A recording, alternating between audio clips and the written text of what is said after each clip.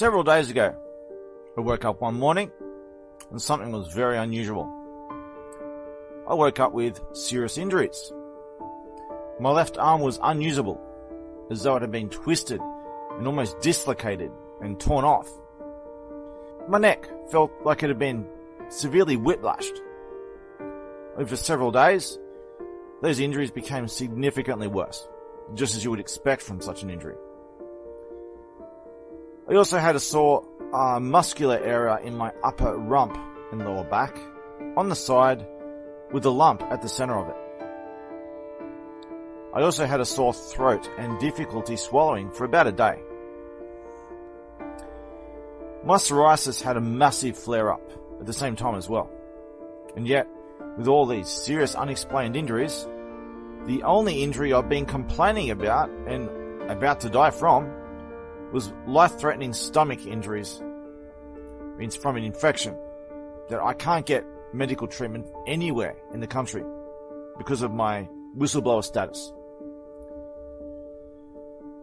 It suddenly has a dramatic remission and gets significantly better while the other injuries come out. At first, I thought maybe I had some kind of violent seizure in my sleep. But that wouldn't be consistent with my injuries and condition. Then I thought, maybe my immune system is having some kind of fit and changes. But again, that wouldn't be consistent with my injuries and condition. Witnesses and friends were concerned as I talked to them across days, trying to figure out what was going on. I do have security cameras, but I hadn't thought of checking any of them yet. I was confident it must be some kind of changes, maybe a serious autoimmune problem, which I'm already plagued with, maybe even arthritis. But again, nothing was consistent with my injuries. As friends looked into my symptoms, some anomalies began to appear, and a conspiracy was afoot. Imprecise, Lieutenant. They omitted certain truths, which in itself tells us something. We can learn something from non-disclosure? Indubitably, my good woman. As they say, where all obvious possibilities are ruled out, the not so obvious possibility it must be. But considering my situation and the evidence to prove it, maybe the story we collectively came up with isn't so believable or unbelievable. Maybe I'm a liar, maybe I'm crazy, maybe I'm the devil himself, maybe I'm Santa Claus, or the Messiah, or the Holy Spirit, or fuck knows. Maybe I was kidnapped by an invisible reptilian alien from the poop dimension. Who knows? But if you still want to know what we came up with based on the concerning evidence available, grab a beer or whatever's your poison, strap yourself down and join me on a quest to find the truth.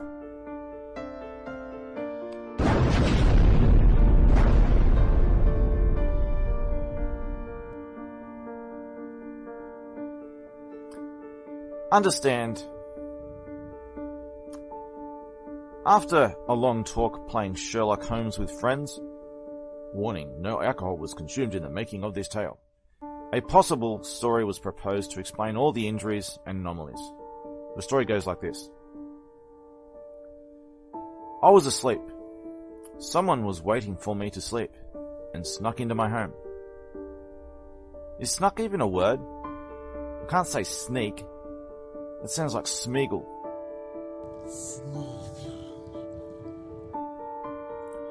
I usually sleep during the day, for security reasons and because I mostly deal with people around the world in very different time zones.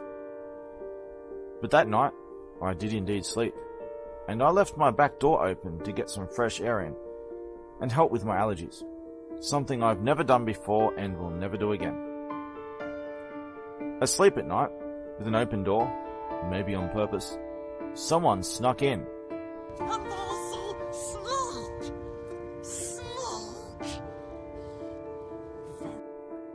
was quietly injected with something to keep me asleep. The injection site was not put into my bloodstream, but intramuscular, in the rump. This is only something a psychiatric nurse would do. That suggests it would have likely been some kind of barbiturate. Barbiturates are used by psychiatry, injected into that exact spot and muscle, while normal sedatives are put directly into your bloodstream through a vein.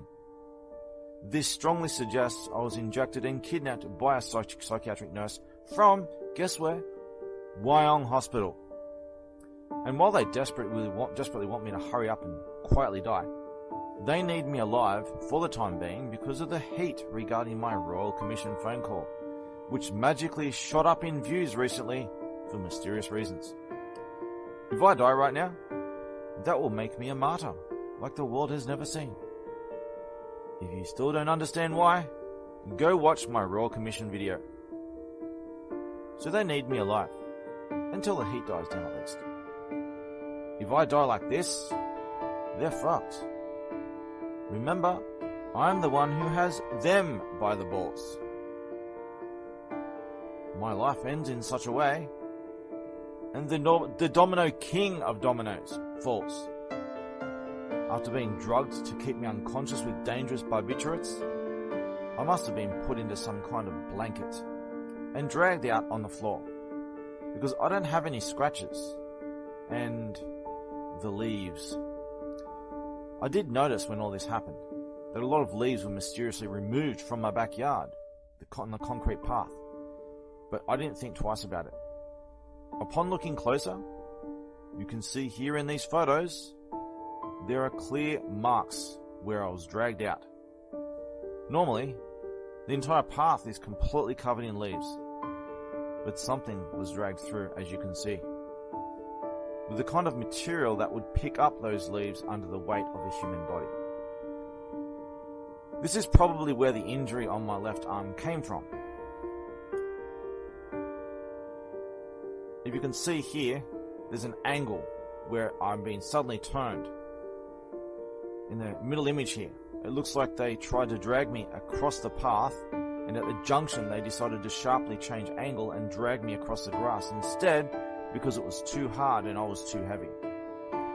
That suggests it was either a woman or a frail man.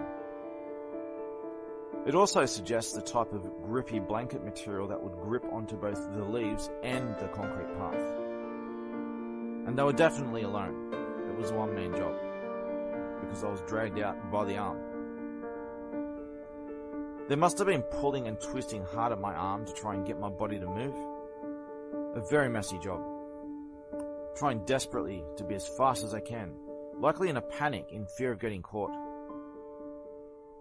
If timing was that important, it must have been in the early hours of the morning with not much time before daylight. Maybe 2 to 3 a.m. Just enough time to do what they did. Once getting me into a car, they drove very fast because time was running out and it took too long to get me into the car. Driving fast and erratically, unconscious me would have had his head throwing violently around all over the place, giving me whiplash and causing my neck injuries. Perhaps also on the way back as well. Because incompetent people take twice as long.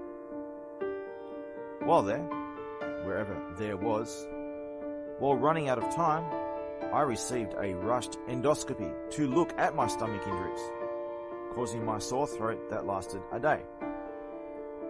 They did their thing, fixed my belly a bit by spraying my ulcers with antibacterials, and rushed me back in the morning before daylight. And then I wake up with a list of painful yet highly specific injuries.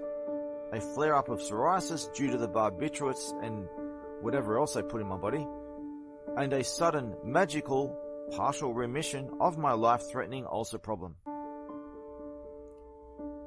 Of course, I may just have all this on security camera, but I haven't even checked that out yet.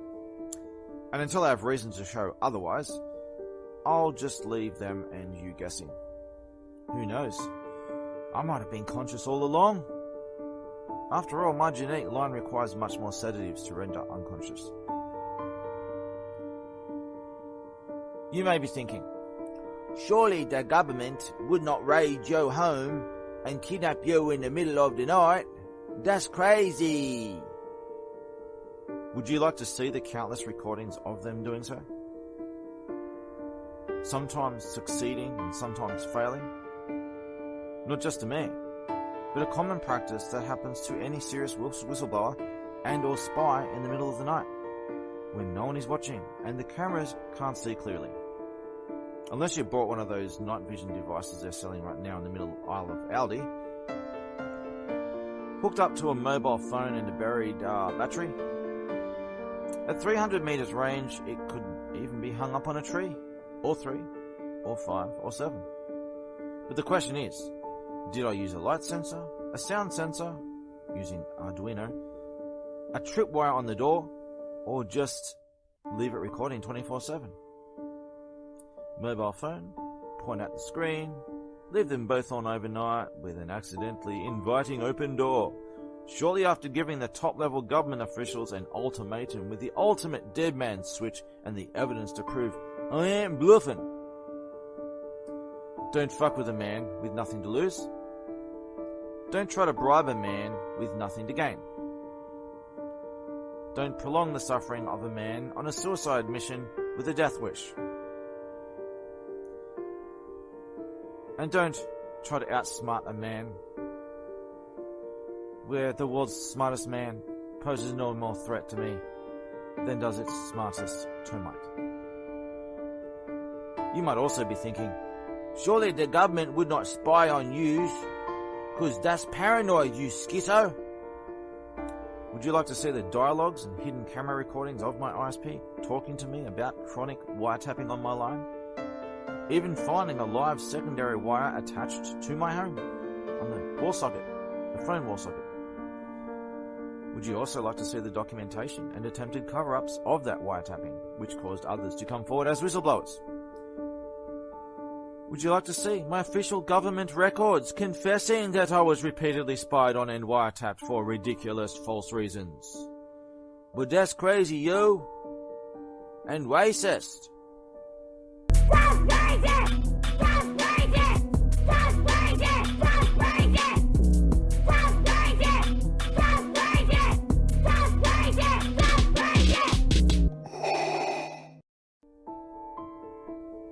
You might also be thinking all kinds of stupid gaslighting shit. And to that, I respond and finish with a song.